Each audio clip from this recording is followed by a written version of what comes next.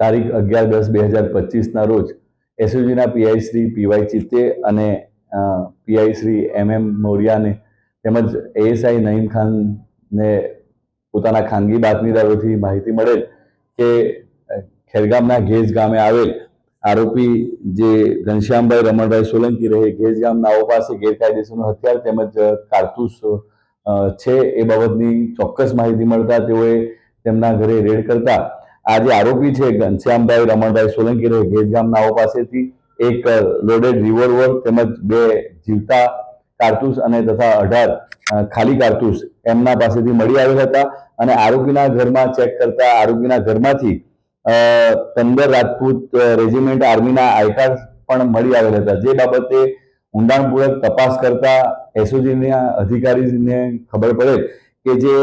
આ I card બનાવેલું છે 15 રાજપૂત રેજિમેન્ટ આર્મીનું એ ખોટું છે અને એનો ખરા તરીકે ઉપયોગ કરીને તેમણે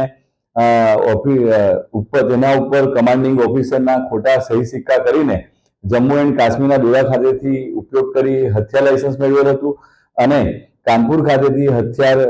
ખરીદ કરેલ હતું। આજ દિન સુધી તેમણે આ પોતાના દસ્તાવેજો છે ખોટા દસ્તાવેજ એનો ખરા તરીકે ઉપયોગ કરેલ હોય, જે બાબતમાં તેમના વિરુદ્ધમાં ખેરગામ પોલીસ સ્ટેશનમાં ગુનો નોંધી આ જે આરોપી છે ઘનશ્યામભાઈ રમણભાઈ સોલંકી રહે ઘેજ ગામનાઓની ધરપકડ કરવામાં આવેલ છે અને તેમની પાસેથી એક લોડેડ રિવોલ્વર 32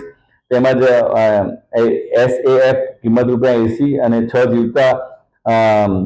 કારતૂસ કિંમત ₹420 એમ કુલ ₹80,420નો કુલ મુદ્દામાલ એમની પાસેથી કબજે કરવામાં આવેલ છે। આગળની તપાસ ખેરગામ પોલીસ સ્ટેશનના હાલ કરી રહેલ છે।